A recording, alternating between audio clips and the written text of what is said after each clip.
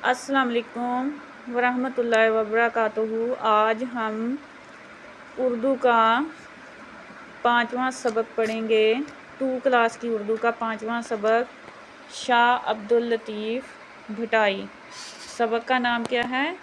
شاہ عبداللطیف بھٹائی رحمۃ اللہ علیہ۔ سندھ کے مشہور صوفی شاعر شاہ عبداللطیف بھٹائی 1699 میں حالہ کے نزدیک ایک چھوٹے سے قصبے میں پیدا ہوئے۔ آپ کے والد کا نام سید حبیب تھا۔ آپ بچپن ہی سے نیک تھے۔ آپ نے اپنا اکثر وقت بزرگوں کی خدمت کرتے ہوئے گزارا۔ آپ اپنے والد کی وفات کے بعد حیدرآباد کے قریبی علاقے حالہ میں موجود ایک ٹیلے پر رہنے لگے۔ آپ سے محبت اور عقیدت کی وجہ سے لوگ اس ٹیلے کے ارد گرد آباد ہونے لگے۔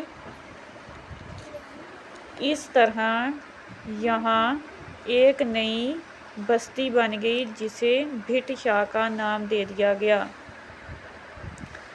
آپ نے جو شاعری کی اس میں اللہ تعالیٰ اور اس کے رسول صلی اللہ علیہ وآلہ آلہ وصحبہ وسلم کی اطاعت کرنے، نیکی کرنے اور آپس میں پیار محبت سے رہنے کا سبق دیا۔ آپ کی شاعری کی کتاب کا ترجمہ دنیا کی کئی زبانوں میں چھپ چکا ہے۔ یہ کلام شاہ جو رسالوں کے نام سے سندھی زبان میں موجود ہے۔ آپ کا یہ کلام سب سے پہلے جرمنی میں ڈاکٹر ٹرمپ نے چھپوایا۔ شاہ جو رسالوں کے ہزاروں ایڈیشن چھپ چکے ہیں۔ اس کا اردو ترجمہ سندھی کے نامور شاعر شیخ ایاز نے کیا۔ آپ کا انتقال 1165 بمطابق 1756 میں ہوا۔ 2 سال بعد آپ کے مقبرے کو غلام شاہ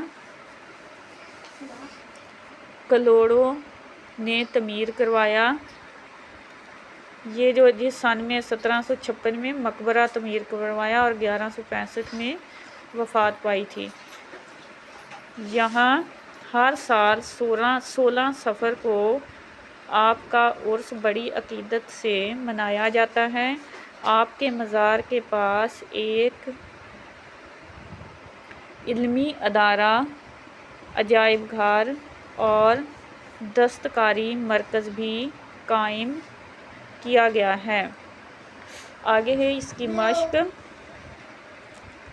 شاہ عبداللطیف بھٹائی کے والد کا کیا نام تھا؟ آپ کے والد کا نام سید حبیب تھا۔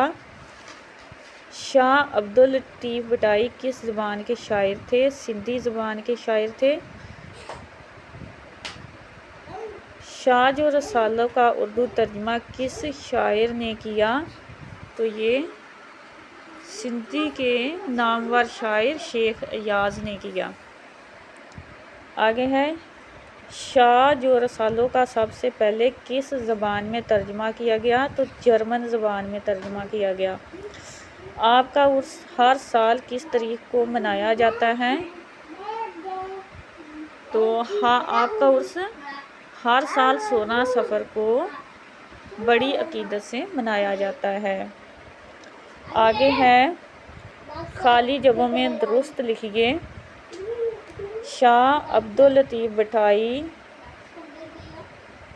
1699 میں حالہ کے نزدیک چھوٹے سے قصبے میں پیدا ہوئے۔ اگلا ہے آپ کے والد کا نام ڈیش تھا، سید حبیب تھا۔ جیم ہے شاہ عبداللطیف بھٹائی کا انتقال ڈیش میں ہوا تو 1165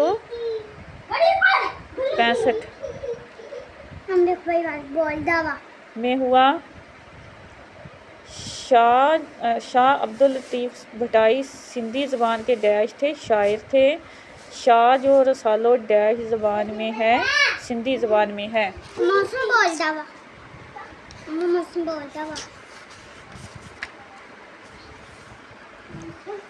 آگے ہے واحد کے جمع لکھیں تو یہ کیا ہے؟ بستی۔